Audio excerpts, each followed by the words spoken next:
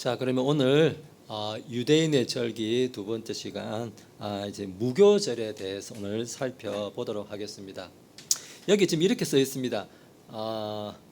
신학이 없는 신앙은 위태롭고 신앙이 없는 신학은 무의미하다, 이렇게 좀 적어봤습니다. 제가 요즘 배우는 이제 책에서 이제 따온 말인데요.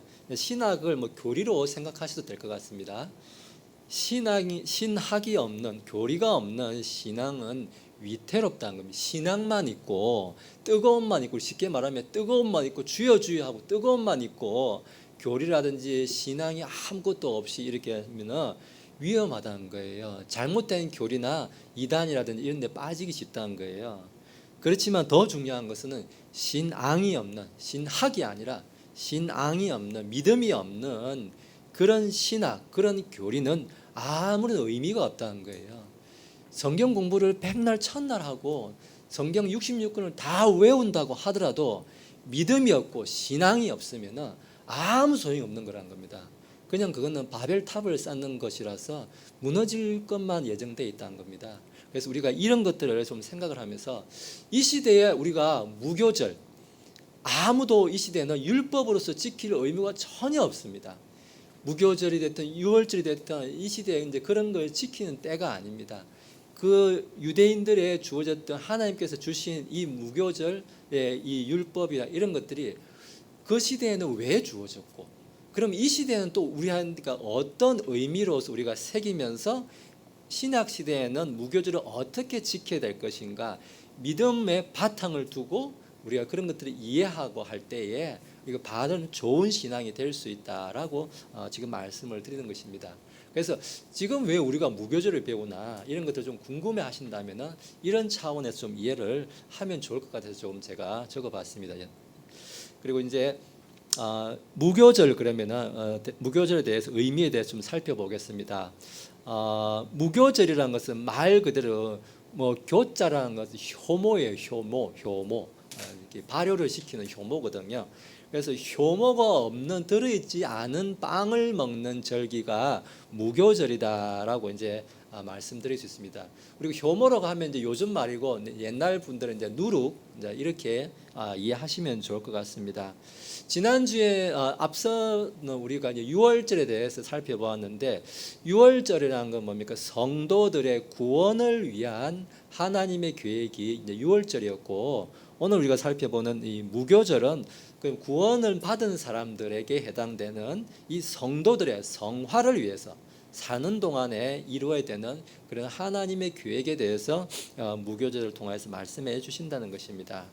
자, 그러면은 이 무교절이 언제 있었는가? 우리가 지난번에 6월절은 1월 14일, 니산월 1월 14일이라고 말씀을 드렸습니다. 여기 오른쪽에 달력 그림을 보시면은 니산월이 파란색으로 이렇게 표시가 되어 있고, 그 위에 노란색으로 이제 우리 태양력 지금 달력이 표시되어 있는데 4월 초쯤에 된다라고 이제 말씀을 드렸습니다. 그러면 6월절이 4월 초에 있으니 무교절은 언제부터냐? 니산월 15일부터 21일까지니까 6월절이 14일이고 그 다음 날부터 바로 일주일 동안이 이제 무교절 절기가 이어서 이제 이어지게 되는 것입니다. 그래서 성경에서는 6월절이라고도 하는 무교절이 이제 이렇게도 부르기도 합니다. 그래서 6월절, 무교절 구분이 없이, 왜냐하면 이어서 하기 때문에, 그래서 총 8일 동안 이어서 지킨 절기가 바로 이 무교절이다라고 우리가 이해할 수가 있겠습니다.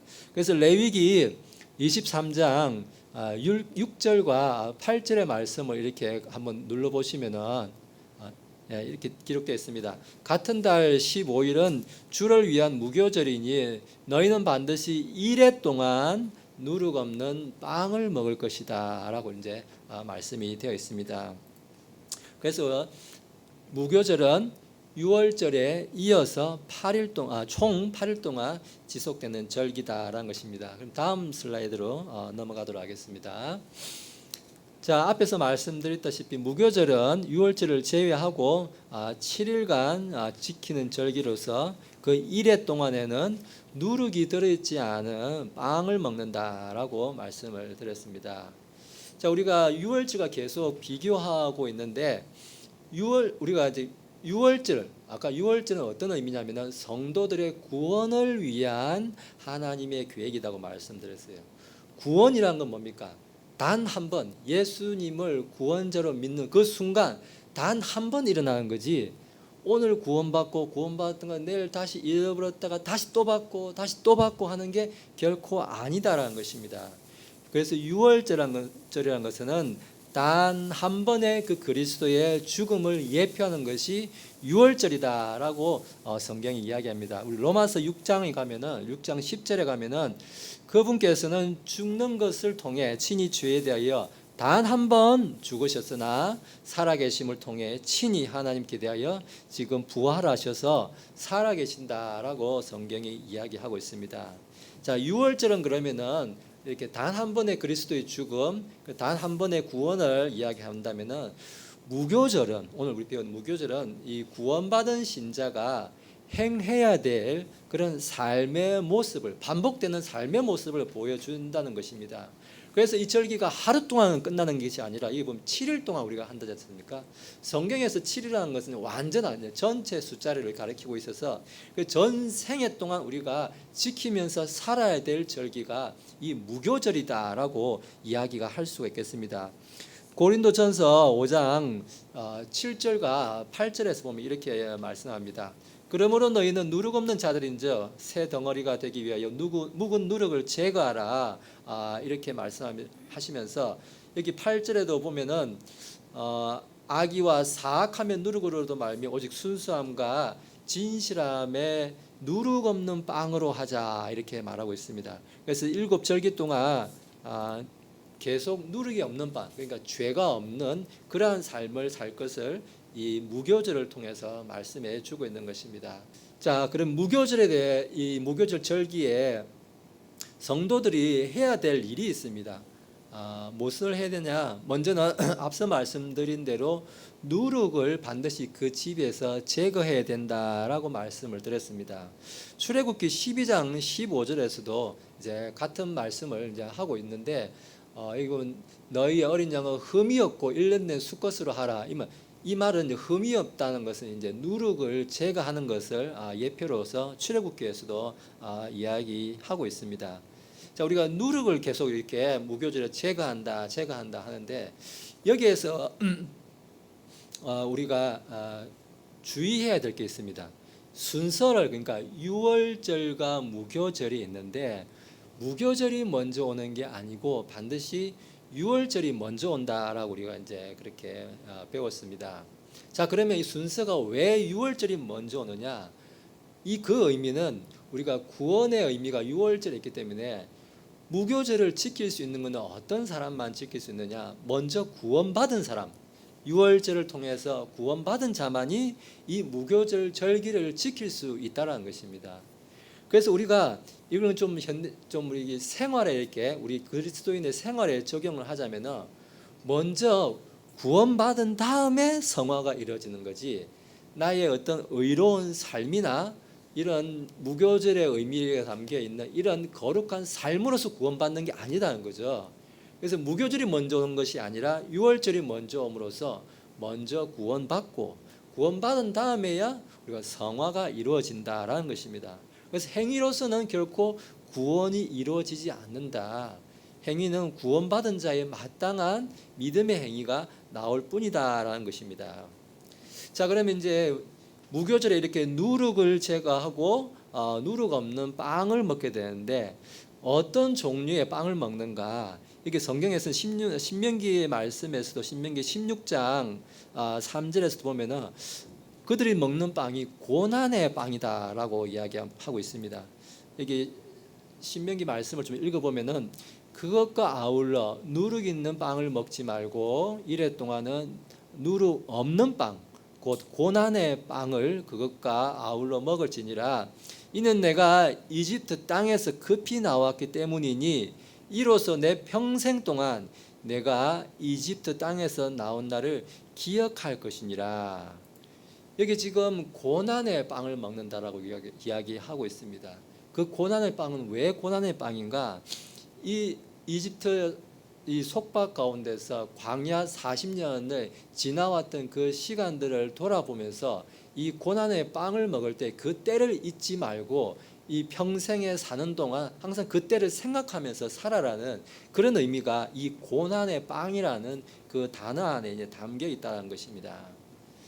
자, 그러면 이제 무교절이 되면은 성도들이 누룩이 들어있지 않은 이 고난의 빵을 먹는다라고 이야기했습니다.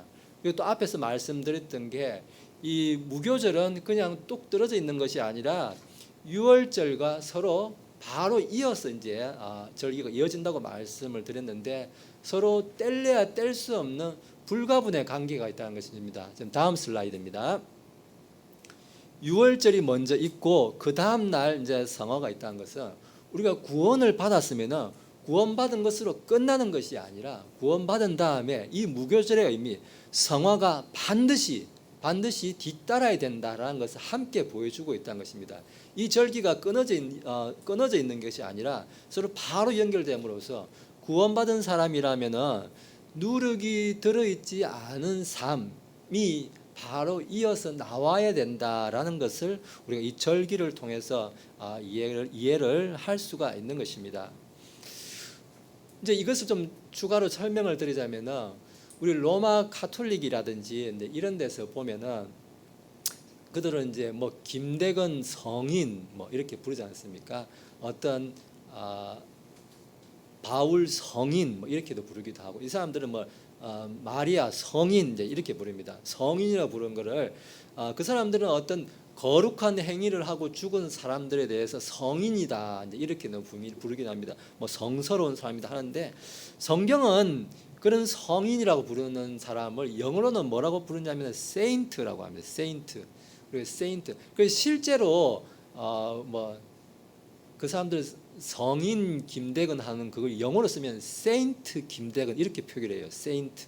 카톨릭에서도 바울 성인 하면은 saint 바울, saint paul 이렇게 쓰는데 영어 성경에서 말하는 이 saint라는 것은 우리는 뭐라고 번역되냐면 성도라는 거예요. 성도.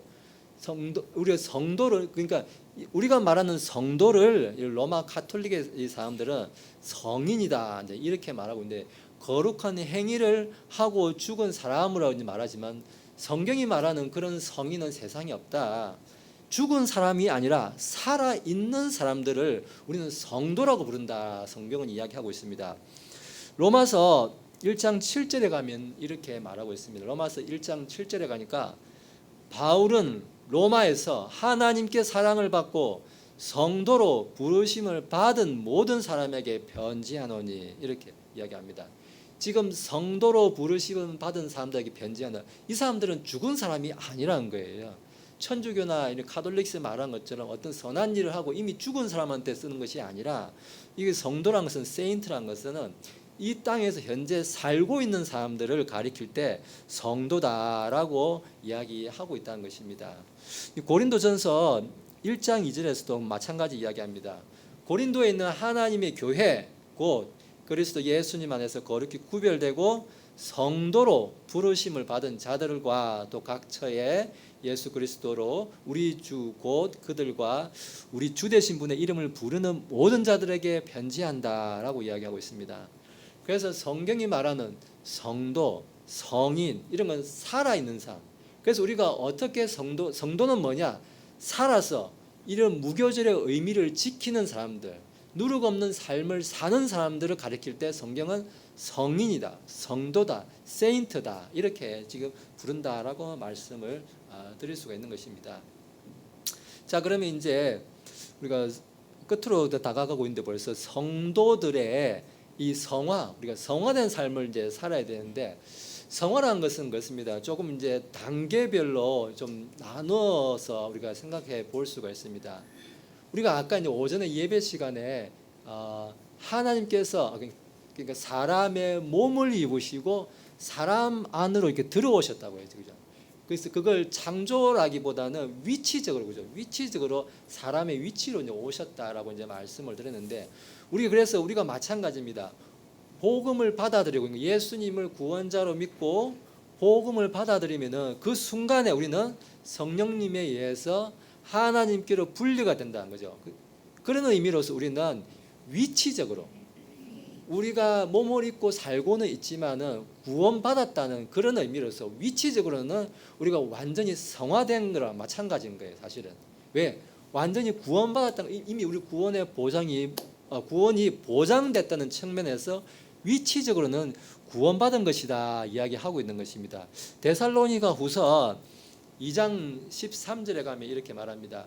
그러나 주께 사랑받은 형제들아 우리가 너희로 인하여 항상 하나님께 감사드려 하나니 이는 하나님께서 처음부터 너희를 택하사 성령의 거룩히 구별하심과 진리를 믿는 것을 통해 구원에 이르게 하셨기 때문이다라고 이야기하고 있습니다. 믿음을 통하여서 우리가 성령께서 우리를 구별하셨다는 거예요. 구별하셨고 구원에 이르게 하셨다라고 성경은 이야기하고 있습니다. 우리는 위치적으로는 이제 우리가 구원받은 존재가 되었어요. 존재적으로 그렇게 됐는데 그런데 우리가 몸을 입고 이 땅에서 사는 이상 우리는 이런 실질적인 삶 속에서 드러나는 그런 성화가 필요하다는 것입니다. 이게 데살로니가 전서 4장 3절에서부터 이제 6절에서 이렇게 말합니다.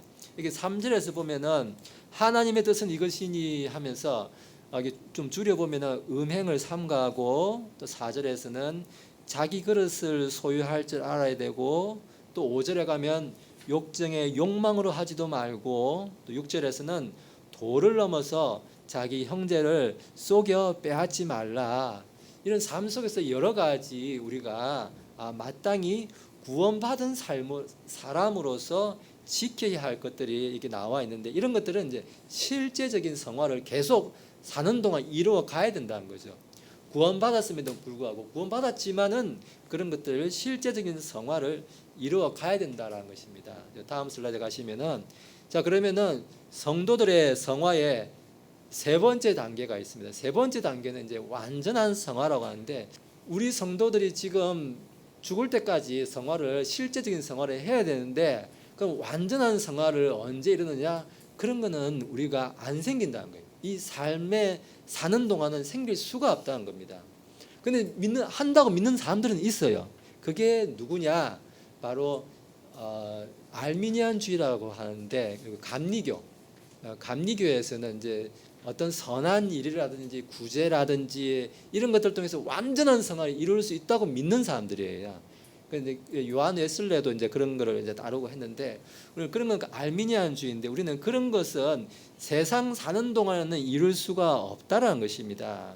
감리교나 성결교에서 이제 그런 거를 주장을 하고 있는데 우리가 완전한 성화를 이루는 날은 정해져 있습니다. 요한일서 3장 2절에 보니까 사랑하는 자들아 이제 우리는 하나님의 아들들이니라 우리가 앞으로 어떻게 될지는 아직 나타나지 아니하였으되 그분께서 나타나시면 우리가 그분과 같게 될 줄을 아노니 이는 우리가 그분께서 계신 그대로 볼 것이기 때문이라 하면서 우리는 언제 완전한 성화를 이루느냐?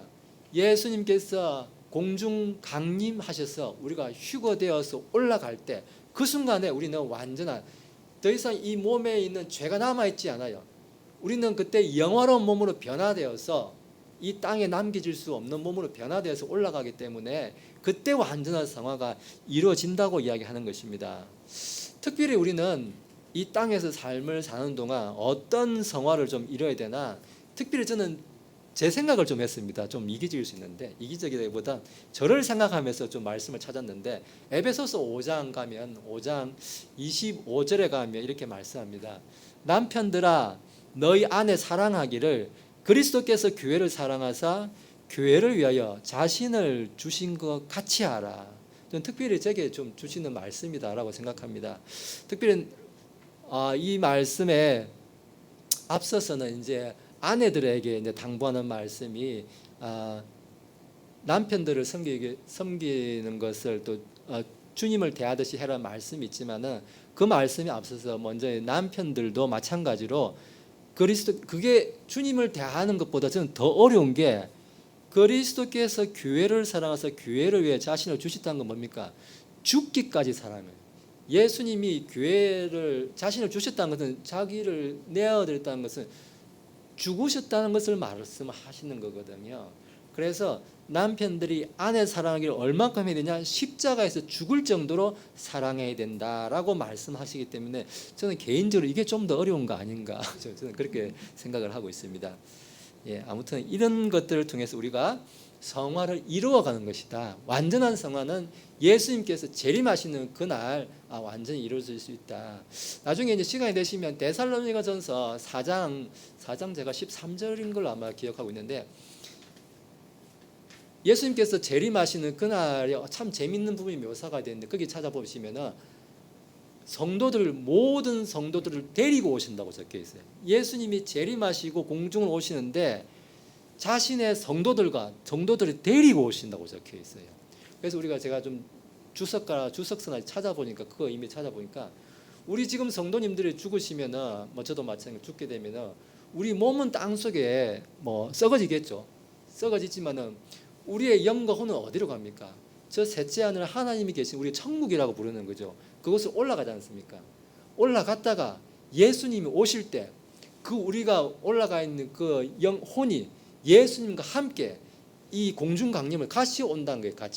같이 와가지고 우리 땅에 있는 썩은 몸, 이 몸을 다시 하나님께서 부활시키셔서 영과 이 혼이 같이 합쳐져서 다시 데려가신다라고 주석가들은 그렇게 이야기하고 있습니다. 저도 이제 거기에 대해서 동의하고 있고요. 그래서 아마 우리가 부활할 때의 모습이, 근데 그게 좀 이렇게 비디오를 틀어놓고 좀 다시 돌려보기 하고 자세히 보면 좋겠는데, 아쉽게도 눈 깜빡할 사이에 일어난다고 하니까 아마 우리는 그거를 저 오고 있어, 저 지금 만나고 있어, 이렇게까지는 못 볼 것 같아요. 제 생각에 아마 눈 깜빡할 사이에 그냥 일어나고 그냥 다 우리는 올라가지 않을까, 그렇게 생각을 하고 있습니다. 자, 이제 마지막으로 이제 우리가 그러면 그리스도인은 어떻게 누룩 없는 빵을 먹을 것인가 하는 문제입니다. 우리가 아까 무교절을 지킨다는 것은 누룩 없는 빵을 먹는 절기다라고 이야기했습니다. 우리가 제가 석 달에 한 번씩 분기별로 이제 주의 만찬을 이제 하지 않습니까? 하고 하면은 이제 그동안은 제가 이제 구워왔던 빵을 이렇게 드실 때마다 이번 거 말고요, 그 앞에는 많이 좀 딱딱했을 거예요. 예. 근데 이번에 최근에 했던 건 조금 더 부드럽지 않았을까 제가 좀 기억을 하고 있습니다. 제가 거기에다가 최근에 했을 때는 베이킹 파우더를 넣었어요. 베이킹 파우더를 넣으니까 많이 빵이 좀 부드러워지더라고요. 이렇게 제가 그런 거를 한 번도 평생 안 해보다가 이제 유튜브를 보고 했는데, 그래서 설탕도 조금 넣었고요, 그때 소금도 조금 넣었어요. 베이킹 파우더 넣고, 그리고 식물성 기름도 넣고 부드럽게 만들어주고 그렇게 했어요. 근데 이제 물론 다른 교회들은 그럼 어떻게 하나? 다른 교회들은 우리 독립신대교회 말씀드리는 거예요. 보면은 아예 물하고 밀가루만 쓰는 걸로 제가 알고 있어요. 근데 그걸 요리법에 따라서 다르게도 여러 모양이 나오고 하는데, 저는 거기에 대해서 이제 우리가 고린도전서 11장 우리 읽으면서 하지 않습니까? 그때 그 상황이라든지 그 내용이라든지 오늘 우리가 살펴봤던 걸 봤을 때, 우리는 율법으로서의 빵을 먹는 때가 아니에요. 지금 이 신약 시대는 우리가 이 누룩 없는 빵을 먹는다고 해서 진짜 반드시 누룩이 들어있는 그런 빵을 먹어야 되는 의무가 있는 사람들이 전혀 아니에요. 지금 우리가 먹어야 되는 누룩 없는 빵은 어떤 빵인가? 요한복음 6장 35절의 말씀 보겠습니다. 예수님께서 그들에게 이르시되 내가 곧 생명의 빵이니 내게 오는 자는 결코 줄이지 아니할 것이고 나를 믿는 자는 결코 목마르지 아니하니라. 예수님께서 생명의 빵이다라고 말씀하고 있습니다. 지금 이 시대에 우리가 먹어야 될 빵은 어떤 빵이냐? 나는 살아있는 빵이라고 예수님 자기 자신을 말씀하지 않습니까? 우리가 예수님을 먹어야 돼요. 그렇다고 해서 카톨릭에서 말하는 그 빵을 먹으면 진짜 예수님이 살이 되는 그런 빵은 아니라, 예수님을 이 시대는 먹어야 돼요. 그럼 어떻게 먹느냐? 예수님의 말씀을 먹으면 되는 거예요.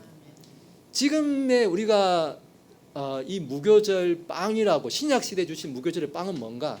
예수님의 말씀은 절대로 사라지지도 썩지도 않고 변하지도 않는 영원토록 보존되는 그 말씀, 이 하나님의 말씀을 우리가 먹을 때에 우리는 절대 누룩도 떨어지지 않고 아무 흠도 없는 그런 말씀을 특별히 오늘 말씀해 주는 누룩 없는 빵을 먹게 되는 것이다 라고 오늘 성경이 이야기하고 있는 것입니다. 그래서 우리가 좀 무교절의 그런 참된 의미를 제가 이렇게 3줄 정도 요약을 했는데, 우리 한번 글자 이렇게 아마 보이실 것 같은데 같이 한번 한 목소리로 각자 갖고 계신 걸 가지고 한번 같이 읽으면 좋겠습니다.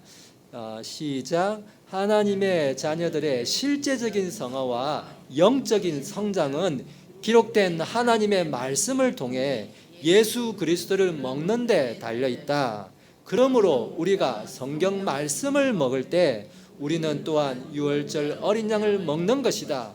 이것이 무교절의 참된 의미이다라는 것입니다. 이 시대에 우리는 어떤 율법으로서 지켜야 될 것이 그 어떤 것도 아무것도 없습니다. 그렇다고 해서 우리가 아까 이게 성화라는 것이 어떻습니까? 구원받은 다음에 우리가 평생 살면서 살아야 돼 지키면서 실제적인 성화가 있다고 했습니다. 그런 삶 속에서 드러나는 누룩 없는 빵을 먹는 삶, 우리의 삶으로서 누룩 없는 빵을 먹는 것이고, 또 전혀 오류가 없는 하나님의 말씀을 우리가 듣고 읽음으로써 무교절의 빵을 먹는 것이 이 지금 신약 시대에 주신 무교절의 참된 의미다라는 것입니다. 오늘 이런 것들을 우리가 기억하고 살면은 좀 어떤 교회들마다 혹은 어떤 사람들마다 어떤 절기라든지 또 교회 안에서 어떤 주의 만찬이 됐던 여러 가지나 이런 것들을 대할 때 왜 여기서는 이렇게 하지? 저기서는 저렇게 하던데? 이런 것들은 안 돼요. 저런 것들은 안 돼요. 라는 것들에 대해서 좀 그 원칙이 뭔지를, 기준이 뭔지를 좀 바르게 알고 좀 믿음 안에서 자유로움을, 이게 자유함을 누릴 수 있는 그러한 성도가 되면 좋겠습니다. 오늘 우리가 무교절에 준비한 내용 여기까지입니다. 자, 기도하고 마치도록 하겠습니다.